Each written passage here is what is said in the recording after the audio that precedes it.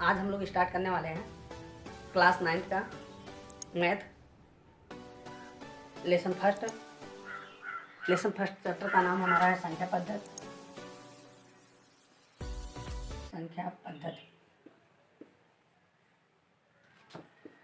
Number system. ये हमारे chapter का नाम है। यह एक ऐसा चैप्टर है जो कि हमारे बोर्ड या होम एग्ज़ाम में पढ़ना आवश्यक ही है। इसका उपयोग हम लोग कंपटीशन में भी करेंगे और ये कह सकते हैं कि अंक गणित का एक जड़ है जिसकी शुरुआत होती है और यहीं से हम लोग अंक गणित के बारे में जानने की कोशिश करेंगे, मतलब अच्छे से जानने की कोशिश करेंगे। तो आइए हम लोग इसकी शुरुआत से करते हैं। तो सबसे पहले हम लोग जानते हैं गिनती जो हम लोग बचपन से पढ़ते चले आ रहे हैं।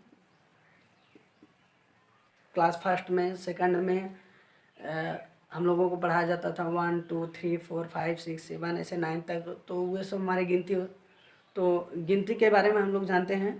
तो आगे चलते हैं, गिनती से हम लोग जानते हैं आगे बढ़ के। तो अब शुरुआत हम लोग अंक से करते हैं। गिनती के बारे में हम लोग जानते भी हैं, अंक से शुरुआत करते हैं। अंक को हम लोग बोलते हैं पॉइंट।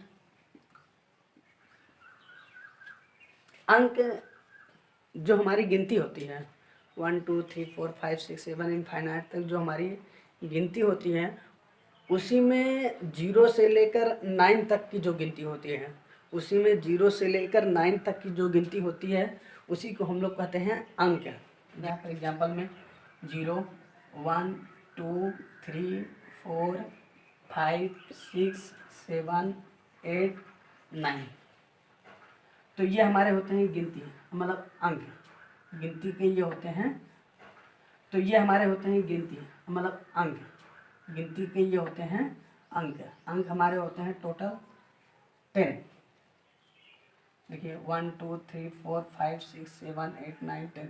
कभी हमें कंपटीशन में या फिर होम एग्जाम में ही पूछा जाता है कि अंक कुल कितने होते हैं। अंक कुल कितने होते हैं तो हम लोगों को बताना पड़ेगा अंक कुल 10 होते हैं। कुछ लोग भ्रमित होकर 9 ही बता देते हैं क्योंकि 9 तक जानते हैं, वो 0 गिनना भूल जाते हैं। तो ऐसा गलती आप लोग मत करिएगा, मतलब कि 0 ही लिए गए, 0 से लेकर 9 तक लीजिएगा। टोटल हमारे नंबर पॉइंट होते हैं 10। तो ये बहुत महत्वपूर्ण पॉइंट है। तो इसके बाद हम लोग आगे बढ़ते हैं। अगला पॉइंट हमारा आता है संख्या। संख्या बहुत इम्पॉर्टेंट है, इसको बहुत कम लोग जानते हैं। संख्या को हम लोग, कुछ लोग गिनती को ही कह देते हैं संख्या, पर ऐसा नहीं है। संख्या को जानने के लिए संख्या को हम बताते हैं, आपको बहुत अच्छे से बताएंगे। तो कुछ लोग बताते हैं संख्या के गिनती, जैसे नंबर्स बता देते हैं, नंबर मतलब गिनती बता देते हैं। तो ऐसा नहीं है, संख्या कुछ अलग ही चीज़ है। तो संख्या जो हमारी होती है, अंक अलग चीज़ होते हैं, संख्या अलग चीज़ होती है, गिनती अलग चीज़ होती है। तो संख्या जो हमारे होते हैं, मतलब कि जो हमारे अंक होते हैं, अंकों के मेल को ही, अंकों के संयुक्त रूप को ही संख्या कहते हैं। जैसे जब तक अंकों का संयुक्त रूप नहीं बनेगा, तब तक वो हमारे संख्या नहीं बनेंगे। तो अंकों का संयुक्त रूप, जैसे ये 1 लिख दिए, तो 1 हमारा संख्या नहीं है, 1 हमारा संख्या नहीं है जब तक हम इसमें और कोई अंक सम्मिलित नहीं कर देंगे। जैसे हम यहाँ पर 2 कर दें, अब ये मेरा बन जाएगा 12। अब ये हमारे नंबर्स बन गए। अब इसे हम लोग संख्या कह सकते हैं। जैसे 1 2 3, तो ये हमारे संख्या नहीं है, इसे हम लोग अंक बोलेंगे। लेकिन अगर इसमें से कामा हटा दें तो 123 हो जाएगा। तो ये हमारे क्या बन जाएंगे, नंबर्स हो जाएंगे, संख्या बन जाएंगे। तो संख्या किसे कहते हैं, अंकों के संयुक्त रूप को, अंकों के संयुक्त रूप को ही हम लोग बोलते हैं संख्या। अंकों के संयुक्त रूप को ही हम लोग बोलते हैं संख्या। तो ये हमारे अंक, गिनती, अंक और संख्या 3 पॉइंट हो गए। अब हम लोग संख्या के बारे में जानेंगे। ये तो संख्या की डिफिनेशन थी, अब संख्या के बारे में अच्छे से जानेंगे। तो संख्या में देखिए, संख्या इसे हम लोग बोलते हैं नंबर। संख्या हमारे 2 प्रकार के होते हैं। एक होता है वास्तविक संख्या, वास्तविक संख्या जिसे हम लोग बोलते हैं रियल नंबर, और एक होता है हमारा काल्पनिक संख्या, एक हमारा होता है काल्पनिक संख्या जिसे हम लोग अवास्तविक संख्या भी बोलते हैं, काल्पनिक संख्या जिसे हम लोग इमेजिनरी नंबर, काल्पनिक संख्या। तो वास्तविक संख्या और काल्पनिक संख्या को हम लोग अच्छे से क्लियर करते हैं। तो वास्तविक संख्या किसे कहते हैं और काल्पनिक संख्या किसे कहते हैं। वास्तविक संख्या जानने से पहले हम लोग काल्पनिक संख्या के बारे में समझ लें तो वास्तविक संख्या समझने में आसानी हो जाएगा। तो काल्पनिक संख्या किसे कहते हैं।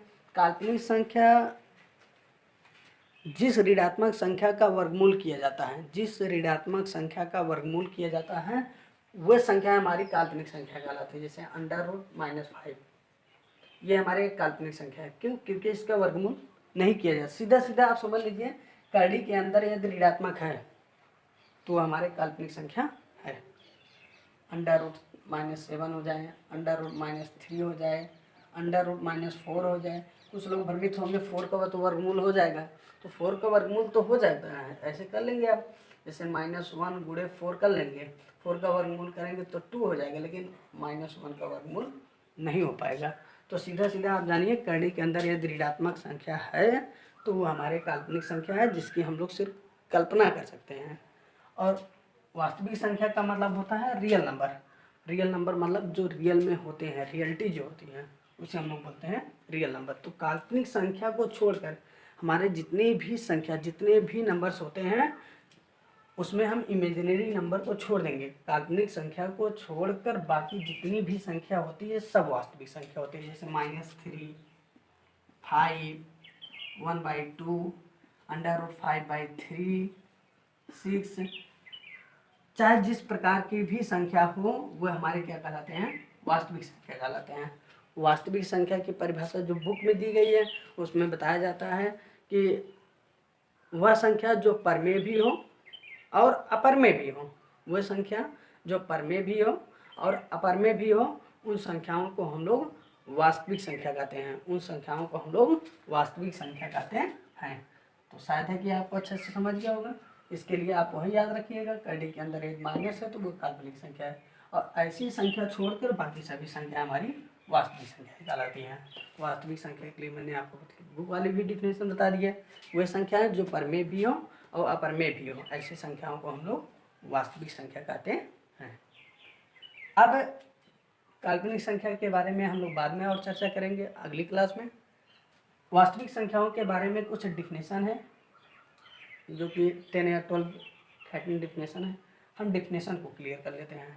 तो आइए हम वास्तविक संख्या को डिफिनेशन को एक करके क्लियर करते हैं। ये वास्तविक संख्या के कुछ डिफिनेशन के बारे में।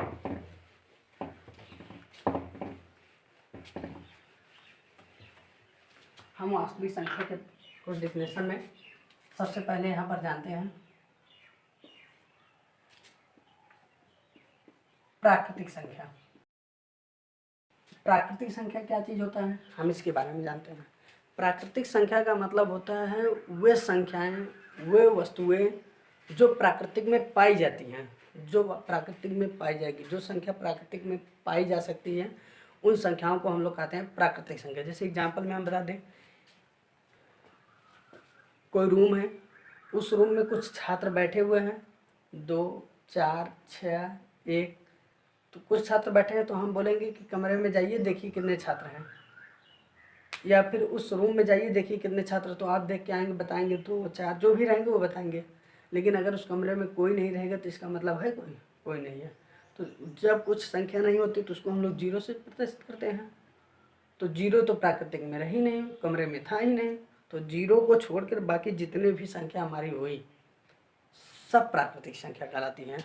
तो गिनती में हमारी जो आते हैं, गिनती में हमारी जो संख्या आती है, जो नंबर आते हैं, जो अंक आते हैं, वो हमारे सब प्राकृतिक संख्या होते हैं 0 को छोड़कर। जैसे एग्जांपल में 1, 2, 3, 4, 5, 6, 7 ये सब हमारे क्या हैं प्राकृतिक संख्या है, नेचुरल नंबर है। प्राकृतिक संख्या किसे कहते हैं?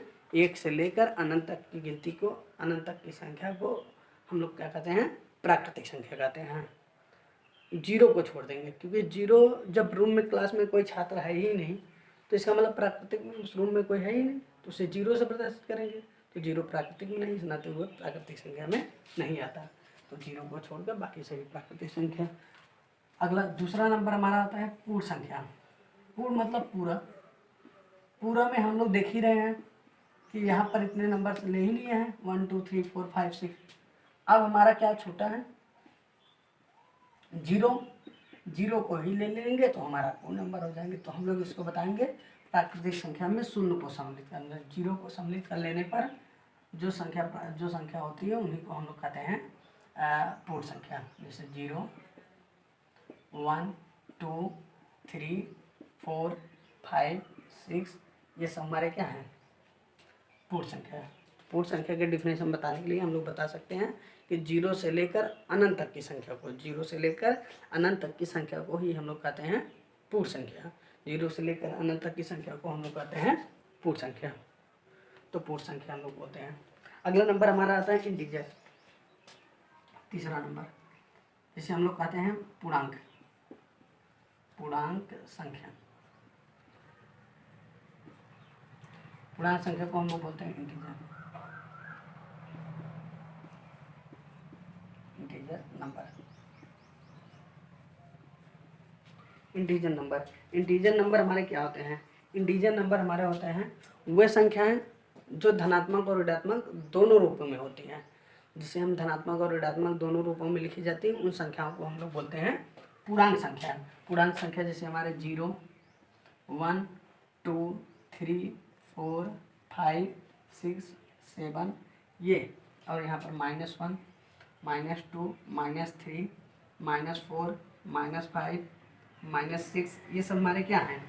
ये सब हमारे पूर्णांक संख्या हैं। देखिए इसमें धनात्मक संख्या भी है और ऋणात्मक संख्या है। धनात्मक जो संख्या है, धनात्मक और ऋणात्मक दोनों रूपों में लिखी जाती है, उन सब संख्याओं को हम लोग कहते हैं पूर्णांक संख्या। अब इसके बाद आता है पूर्णांक के प्रकार। 4 नंबर पर पूर्णांक के प्रकार।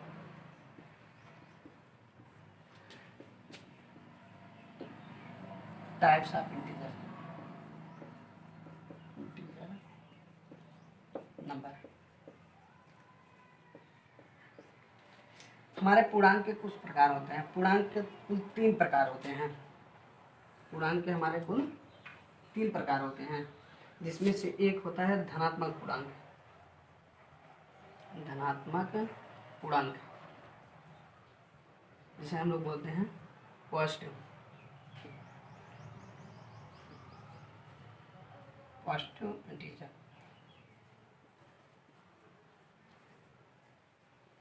एक होता है ऋणात्मक पूर्णांक,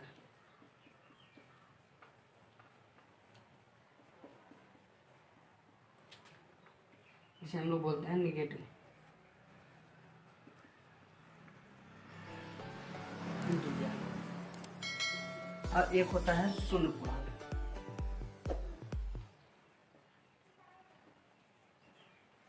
जिसे हम लोग बोलते हैं जीरो इंटीजर।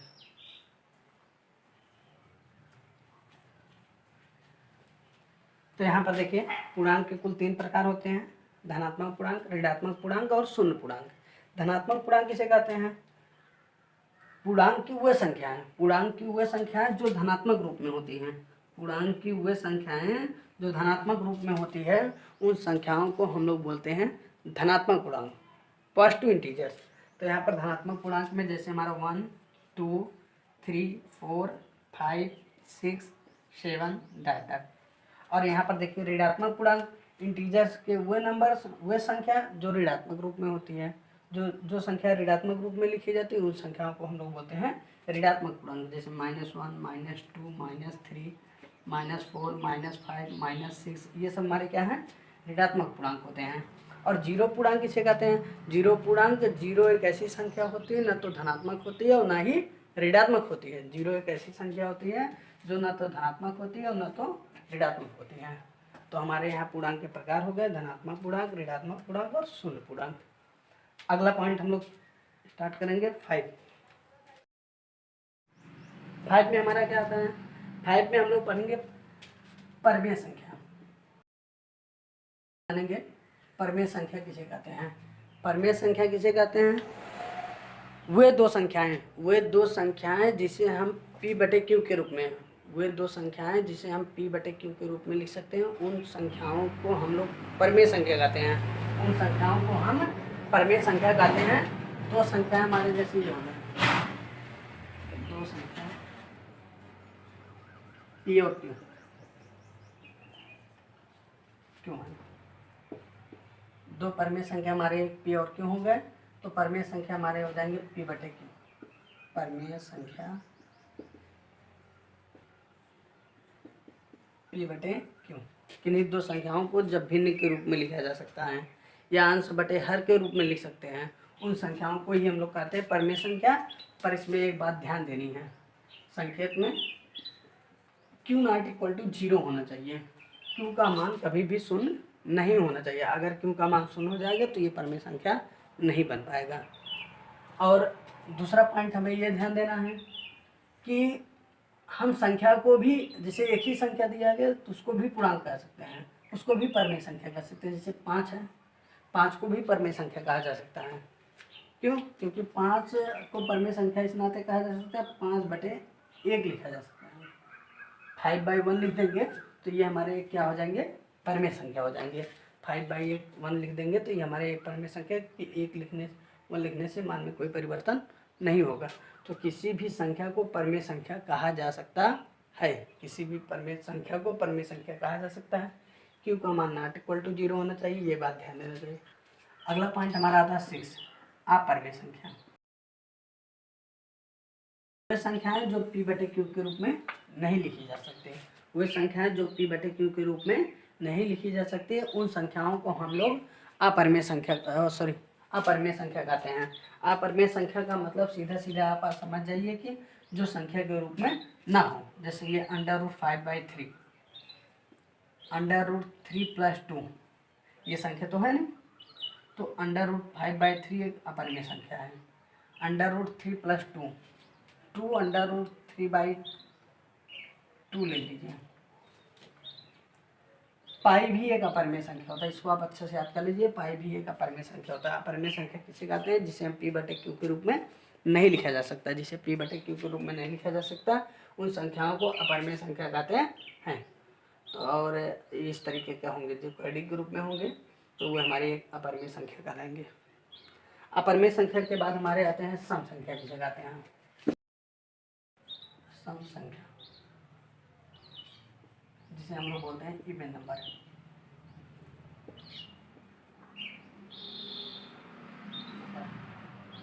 हम सम संख्या, विषम संख्या,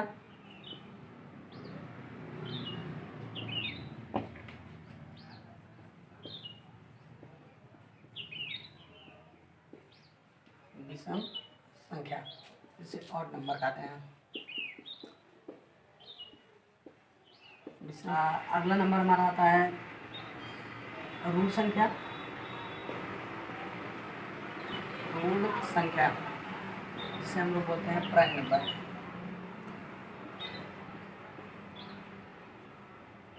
प्राइम नंबर। अगला होता है अभाज्य संख्या।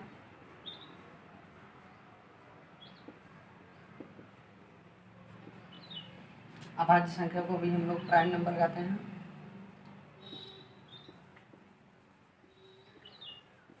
नेक्स्ट हमारा होता है भाज्य संख्या।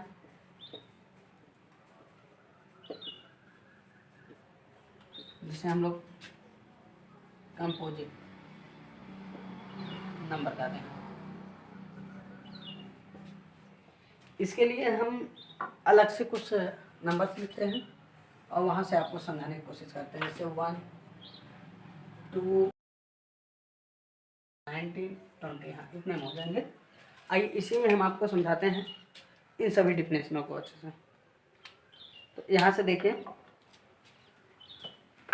1 का गुणनखंड निकालिए। 1 का गुणनखंड हमारे 2 बन सकते हैं, एक 1 से भाज्य हो सकता है और फिर 1 स्वयं से भाज्य हो सकता है। 2 स्वयं से 1 से भाज्य हो सकता है, 1 2 जा 2 और 2 से भाज्य हो सकता है, 2 स्वयं से हो जाएगा। 3 देखिए 1 से और 3 से। 4 देखिए 1 से, 2 से और 4 से। 5 देखिए 1 से और 5 से। 6 देखिए 1, 2, 3 और 6। 7 देखिए 1 और 7 से। 8 देखिए 1, 2, 4 और 8। 9 देखिए 1, 3, 9। 10 देखिए 1, 2, 5, 10। 11 का गुणनखंड हो सकता है 1 और 11। 12 का गुणनखंड 1, 2, 6, 1, 2, 4, 6 और 12। 13 का देखें 1 और 13। 14 का देखें 1, 7, 14। 2 भी हो जाएगा। 15 का देखिए 1, 3, 5 और 15। 16 का देखिए 1, 2, 4, 8, 16। 17 का देखिए 1, 17। 18 का देखिए 1, 2, 3, 6, 9, 18। 19 का 1 और 19। 20 का 1, 2, 4, 5 और 10, 20। हम इन सब का गुणनखंड निकाल लिए हैं। अब हम अच्छे से इनको पहचान सकेंगे। सम संख्या किसे कहते हैं, इसका पहले डेफिनेशन सुन लीजिए। सम संख्या वह संख्याएं होती है जो 2 से पूरा पूरा विभाजित हो जाती है। वे संख्याएं जो 2 से पूरा पूरा विभाजित हो जाती है उन संख्याओं को हम लोग सम संख्या कहते हैं। तो 2 से विभाज्य होने वाली संख्या देखिए 2 से पूरा कर जाएगा। तो इसका देखिए एग्जाम्पल 2। 4 देखिए कर जाएगा 4। 5 होगा नहीं 6 हो जाएंगे और 6। 8 हो जाएंगे 10 हो जाएंगे 12 हो जाएंगे 14 हो जाएंगे 16 हो जाएंगे 18। ऐसे डाक डाक। तो सम संख्या किसे कहते हैं, वह संख्याएं जो 2 से पूरा पूरा भाज्य हो जाए। जो वह संख्याएं जो 2 से पूरा पूरा विभाजित हो जाए उन संख्याओं को सम संख्या कहते हैं। अगला नंबर हमारा आता है विषम संख्या।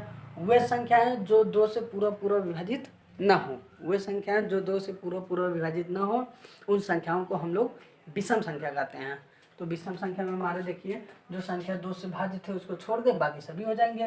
जैसे एग्जाम्पल के रूप में देखिए यहाँ पर देखिए 1, 2 छोड़ देंगे 3, 4 नहीं होगा 5, 6 नहीं होगा 7 हो जाएंगे 8, 9, 11, 13। इसी प्रकार डाट डाट। वह संख्या जो 2 से पूरा पूरा विभाजित नहीं होंगे उन संख्याओं को हम लोग बोलेंगे विषम संख्या। रूट संख्या किसे कहते हैं, रूट संख्या में एक पॉइंट होता है। इस पॉइंट को हम लिख देते हैं 1 या 2 गुणनखंड। 2 गुणनखंड 2 गुणनखंड। रूट संख्या किसे कहते हैं, वे संख्याएं जो 1 से और स्वयं से विभाज्य हो। वे संख्याएं जो 1 और स्वयं से विभाज्य हो उन संख्याओं को रूट संख्या कहते हैं। वे संख्याएं जो 1 और स्वयं से भाज्य हो। तो 1 और स्वयं से विभाज्य हो तो वो देखिए 1 से विभाज्य है स्वयं से विभाज्य है 1 हो जाएंगे।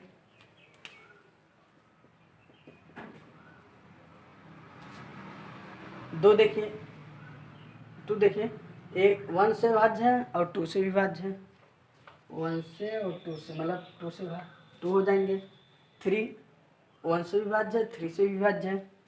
यहाँ पर देखिए 3 हो जाएंगे। 4 1 और 4 से भाज्य है पर 2 से विभाज्य है, इस नाते ये नहीं होगा। 5 देखिए 1 से और 5 से है तो 5 हो जाएंगे। अगला 6 1 से और 6 से है लेकिन 2 और 3 से भी है, इस नाते नहीं होगा। 7 देखिए 1 और 7 से 7 हो जाएंगे क्योंकि उसके दो स्वयं से और खुद से भाज्य है। अगला नंबर हमारा आता है 8। 8 में देखिए 1 2 4 8 मतलब कई संख्याओं से भाज्य है। 9 भी नहीं होगा, 10 भी नहीं होगा, 11 हो जाएंगे, 12 नहीं होगा, 13 हो जाएंगे। तो इस सब संख्या मतलब वह संख्या है जो एक और स्वयं से भाज्य हो, वह संख्या है जो एक और स्वयं से भाज्य हो, उन संख्याओं को ऋण संख्या कहते हैं, जिसे हम लोग प्राइम नंबर बोलते हैं। एक बात और ध्यान देना है, इसमें एक गुणनखंड हो या दो गुणनखंड हो, एक ही एक ऐसी संख्या है जिसके केवल एक ही गुणनखंड है, एक से भी भाज्य है, स्वयं से भाज्य है, लेकिन दोनों संख्या एक ही है, इस नाते गुणनखंड एक ही है, बाकी सबके दो दो गुणनखंड है। तो ये बात आप ध्यान देना है, इसी से हम लोग इन बातों को क्लियर करेंगे। अभाज्य संख्या किसे कहते हैं? वे संख्या है जो एक से भाज्य हो और स्वयं से भाज्य हो, वे संख्याएं जो एक से भाज्य हो और स्वयं से भाज्य हो और जिसके केवल दो ही गुणनखंड हो, और जिसके केवल दो ही गुणनखंड हो, उन संख्याओं को हम लोग भाज्य संख्या कहते हैं, अभाज्य संख्या कहते हैं। यहाँ लिख देते हैं केवल दो गुणनखंड हो।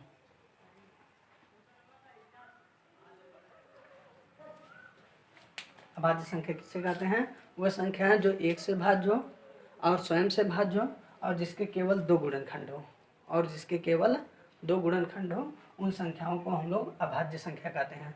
तो देखिए ये 1 एक से भाज्य है, स्वयं से भाज्य है, पर इसके एक ही गुणनखंड है, और गुणनखंड कितने होने चाहिए थे? 2। तो दो गुणनखंड है, इस नाते 1 नहीं है। आगे देखिए 2 में एक से भाज्य और स्वयं से भाज्य, लेकिन इसके दो गुणनखंड हैं, इस नाते ये अभाज्य संख्या हो जाएंगे। तो आगे ये 3 में भी देखिए दो गुणनखंड हैं, इसमें 3 है, इसमें 2। इसको देखिए 4 गुणनखंड हो गए, जब 4 गुणनखंड होगा, जब कितने होने चाहिए थे? 2 ही होने चाहिए थे। तो 2 में देखिए ये नहीं है। 7, इसके बाद 11, 13, 17 वे संख्या है जो एक से भाज्य हो, स्वयं से भाज्य हो और जिसके केवल दो ही गुणनखंड हो, ऐसी संख्याओं को हम लोग बोलते हैं अभाज्य संख्या। ऐसी संख्याओं को हम लोग बोलते हैं अभाज्य संख्या। अगला लास्ट आता है भाज्य संख्या किसे कहते हैं? Composite number. कंपोजिट नंबर में इसमें ध्यान देना हमें, ये 2 से अधिक गुणनखंड हो, 2 से अधिक गुणनखंड हो। भाज्य संख्याएं हमारी वह संख्याएं होती हैं जो एक से विभाज्य हो, स्वयं से विभाज्य हो और जिसके 2 से अधिक गुणनखंड हो, जिसके 2 से अधिक गुणनखंड हो। इसके देखिए एक ही गुणनखंड है, इसके 2 गुणनखंड है, इसके भी 2 गुणनखंड है, इसके देखिए 3 गुणनखंड है, एक से भाज्य, स्वयं से विभाज्य है और 2 से अधिक गुणनखंड भी हैं। तो 2 से अधिक गुणनखंड है, इस नाते इसका क्या हो जाएंगे एग्जाम्पल में 4। इसका देखिए 5 दो ही गुणनखंड है, 2 से अधिक गुणनखंड होना है। 6 देखिए 6, 7 नहीं है, 8, 9, 10, 12 इस प्रकार के जो संख्या होंगे उसे हम लोग भाज्य संख्या कहते हैं। एक बार फिर से सब रिवर्स करें। सम संख्या किसे कहते हैं? वह संख्याएं जो 2 से विभाज्य हो जाए उन संख्याओं को सम संख्या कहते हैं। विषम संख्या वह संख्या है जो एक और स्वयं से विभाज्य वह संख्या है जो 2 से विभाज्य न हो, उन संख्याओं को हम लोग विषम संख्या कहते हैं। रूट संख्या किसे कहते हैं? वह संख्या है जो एक और स्वयं से भाज्य हो, उन संख्याओं को वह संख्याएं जो एक और स्वयं से विभाज्य हो, उन संख्याओं को रूट संख्या कहते हैं, जिसके एक या दो गुणनखंड होते हैं। अभाज्य संख्या वह संख्या है जो एक और स्वयं से वह संख्या है जो एक और स्वयं से भाज्य हो और जिसके केवल 2 ही गुणनखंड हो, उन संख्याओं को हम लोग अभाज्य संख्या कहते हैं। भाज्य संख्या किसे कहते हैं? वह संख्या है जो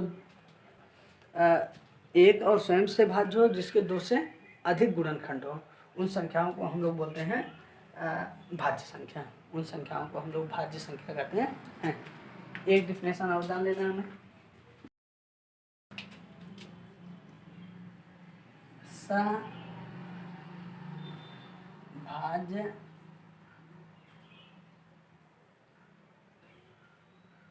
सअभाज्य, सअभाज्य संख्या, इसे हम लोग बोलते हैं कोप्राइम नंबर। सअभाज्य संख्या किसे कहते हैं? सअभाज्य संख्या किसे कहते हैं?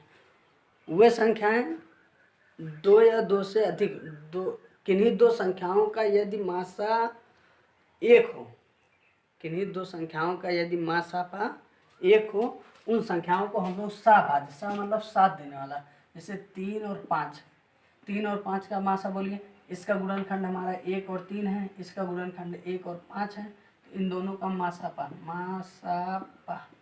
बोलिए, इन दोनों का मासापा कितना आ गया है? 1 आ गया है। किन्हीं दो संख्याओं का मासापा यदि 1 है तो उन संख्याओं को सअभाज्य संख्या कहते हैं, सअभाज्य संख्या कहते हैं। जैसे 5 और 7 हो गया, यहाँ पर ले लीजिए 5 और 9 ले लीजिए, 7 और 10 ले लीजिए। क्यों? देखिए इन दोनों का मासापा कितना है? इसका 1 और 7, इसका 1, 2, 5 और 10, लेकिन मासापा लिया जाएगा मासापा, तो ये हमारे कितने हो जाएंगे? 1 आ जाएंगे। किन्हीं दो संख्याओं का यदि मासापा 1 होता है उससे सअभाज्य संख्या कहते हैं, सअभाज्य संख्या कहते हैं। तो इसी के साथ हमारा संख्या पद्धति का पहला पार्ट खत्म होता है, और अब दूसरे पार्ट से हम लोग स्टार्ट करेंगे चैप्टर को।